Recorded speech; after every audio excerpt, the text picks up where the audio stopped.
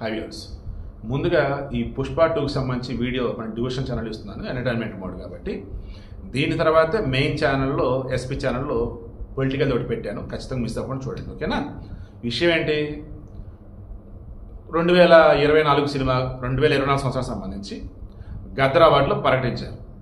2014 నుంచి 2023 మధ్య కూడా నడుస్తుందంట, త్వరలో కూడా అవార్డులు ప్రకటిస్తారు.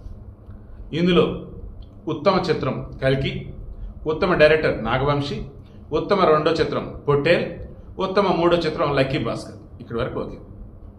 నివేద థామస్ ఆమె వచ్చేసి 35, చిన్న కథ కాదు, సినిమా సూపర్ ఉండేది, చూడండి. అనగా మన సినిమా చూస్తాం కదా, మన సుమంత్ది, ఆల్మోస్ట్ అటువంటిదే ఈ సినిమా కూడా, కాకపోతే మరి అంత కాదు కానీ బాగుంటుంది సినిమా. 35 చిన్న కథ కాదు, ఖచ్చితంగా సినిమా చూడండి, చాలా బాగుంటుంది. అందులో నివేద థామస్ సూపర్ పెర్ఫార్మెన్స్ అనమాట, సినిమా చాలా బాగుంటుంది, చూడండి. ఆమె ఉత్తమ నటి ఇచ్చారు. దాని మూడవ ఉత్తమ చిత్రం వచ్చేసి లక్కీ భాస్కర్. ఉత్తమ నటుడు ఎవరు? పుష్ప. ఏ పుష్ప 2 సినిమా విషయంలో అయితే అల్లు అర్జున్ ఒకరోజు జైల్లో పెట్టారో, ఏ పుష్ప 2 సినిమా విషయంలో అయితే అల్లు అర్జున్ మీద కేసు నమోదైందో, ఏ పుష్ప 2 సినిమా విషయంలో అయితే అటు తెలంగాణ గవర్నమెంట్కి సినీ ఫీల్డ్కి ఆల్మోస్ట్ ఒక చిన్నపాటి యుద్ధంలాగా నడిచిందో, ఏ పుష్ప 2 సినిమాలో అయితే అల్లు అర్జున్ వచ్చి రేవంత్ రెడ్డి గారి మీద, రేవంత్ రెడ్డి వచ్చి అల్లు అర్జున్ మీద ఓ రేంజ్లో ఒకరినొకళ్ళు మాటలో లేదన్నప్పుడు జరిగిన మాట్లాడుకున్నారో, ఆ పుష్ప 2కి సంబంధించే ఈరోజు ఈ జ్యూరీకి సంబంధించి మెయిన్ పర్సన్ ఎవరైతున్నారో జయసుధ గారు అల్లు అర్జున్ని ఉత్తమ నటుడిగా ప్రకటించారు.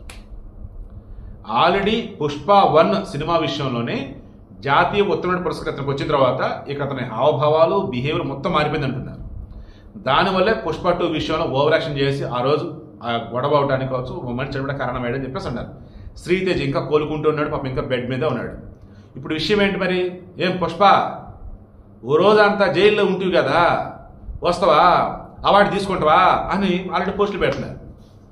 ఓ పుష్ప సీఎం ఆడ ఓ తూరు వచ్చి అవార్డు తీసుకొని పో, మళ్ళీ రానంటవేమో, లేనిపోతే తనలే పాప అని చెప్పేవాళ్ళు ఉన్నారు.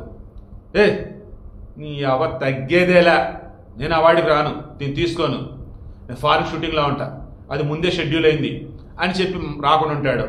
Let's wait and see. ఇవిడక మెయిన్ ఇంట్రెస్ట్ మళ్ళీ చెప్తాను సింపుల్గా, వచ్చి అవార్డు తీసుకున్నామా కూల్, రాకుండా అంటే లేనిపోయిన పెద్ద తలనొప్పులు అయితే ఉంటాయి. అవార్డు తీసుకున్న తర్వాత విమర్శించే నానా రకాలుగా ఉంటారు, బట్ అది పాజిటివ్ వేలోనే వెళ్తుంది.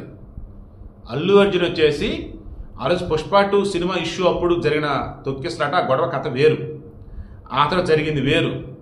బట్ ఇప్పుడు వచ్చేసి ఏంటి, సినిమాకి సంబంధించి ప్రభుత్వాల నుంచి అవార్డులు వస్తాయి, వెళ్ళి తీసుకోవాలి.